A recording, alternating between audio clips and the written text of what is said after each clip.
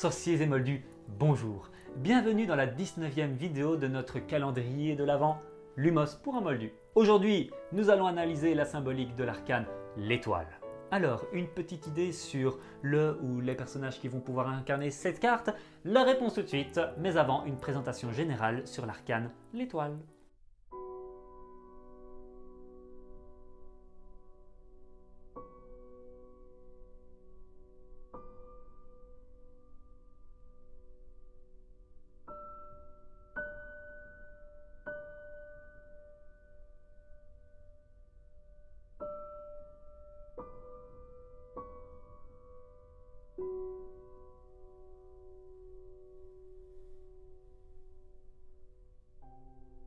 L'étoile, ou la toule, selon les traditions, symbolise le fait de trouver sa place dans le monde, l'action, la fécondité, le don, la sacralisation, le fait de s'agenouiller, la chance, notre bonne étoile qui nous accompagne dans nos actes, l'inspiration, le fait de nourrir son monde terrestre et les eaux tranquilles de ses humeurs, l'irrigation, la générosité, le don ou le gaspillage, l'apport d'une double action sur le monde, la purification du monde, l'ablution rituelle, la nostalgie, la réception des énergies cosmiques, l'harmonie avec les forces de la nature.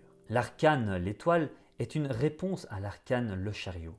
Le prince, dans ce dernier, cherche à porter son action sur le monde extérieur, comme pour trouver sa place dans la société, partir à la découverte des pays étrangers, tandis que la femme sous les étoiles a trouvé sa place. Elle n'est plus en recherche. En tout temps, les étoiles ont permis aux voyageurs de trouver leur chemin dans la nuit, de s'orienter dans le noir. 8 étoiles sont visibles sur la carte, formant une constellation qui reflète la perfection de l'univers. La femme nue de l'arcane est parfaitement alignée sur l'étoile la plus brillante.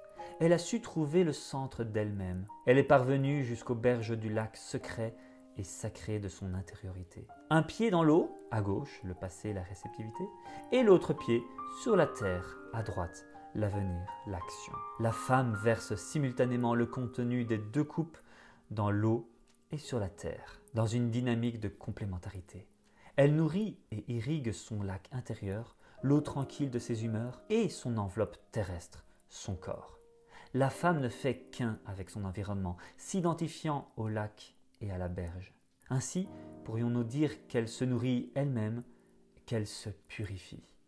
Cette ablution rituelle fait intervenir les deux mêmes contenants qui intervenaient tantôt dans l'arcane de la tempérance. Dans certaines représentations, nous retrouvons la même distinction entre la coupe dorée, le soleil, la raison, le principe masculin, et celle d'argent, la lune, l'imagination, le principe féminin. Aussi, nous sommes en droit de penser qu'il s'agit de la même femme.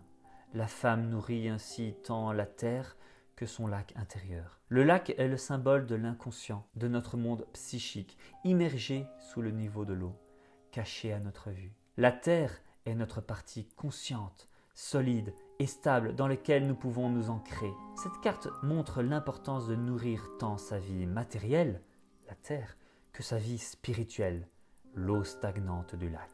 Deux arbustes apparaissent en arrière-plan, avec, sur l'un d'eux, la silhouette d'un être ailé.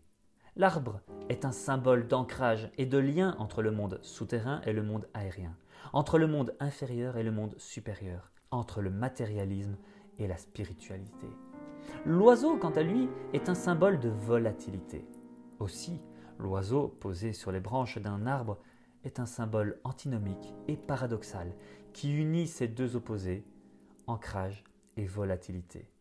Cette carte attire donc l'attention sur l'importance de trouver un équilibre entre stabilité et mouvement, entre se fixer et poursuivre l'exploration. Alors, suspense, la femme nue laisse place au jeune Harry, lui aussi presque nu. Cette scène du 7e tome représente notre jeune héros sur le point de plonger dans le lac gelé pour récupérer l'épée de Gryffondor. Il y a été conduit par le Patronus de Severus Rogue, dont la forme animale épouse les traits de la biche, le Patronus de Lily.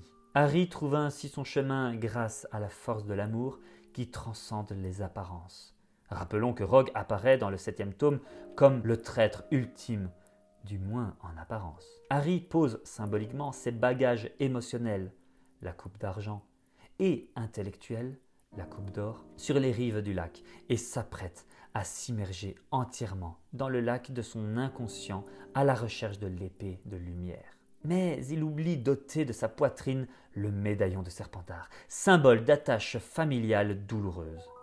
Cet oubli, ou plutôt cette imprudence, risquera bien d'emporter le jeune sorcier dans les profondeurs des eaux noires et glaciales qu'abrite sa psyché. Heureusement qu'un ami fidèle est prêt à plonger à son tour pour venir le secourir. Voilà, c'est tout pour aujourd'hui, mais nous vous donnons rendez-vous demain à la même heure pour la 20e vidéo déjà, qui sera alors consacrée à l'arcane, la lune. Comme hier et comme tous les autres jours, nous vous laissons spéculer sur le ou les personnages qui vont pouvoir incarner cette carte. Laissez cours à votre imagination et n'hésitez pas à partager vos hypothèses en commentaire à cette vidéo et à la partager si elle vous a plu. Nous vous rappelons également que le tarot des sorciers ainsi que le livre illustré Le tarot non officiel d'Harry Potter, les arcanes de la magie sont disponibles sur le site de la Plume de Poudlard et ailleurs. Les liens se trouvent en description. Et pour l'heure, nous vous disons à demain et passez de bonnes fêtes de fin d'année. Tchuss les Moldus.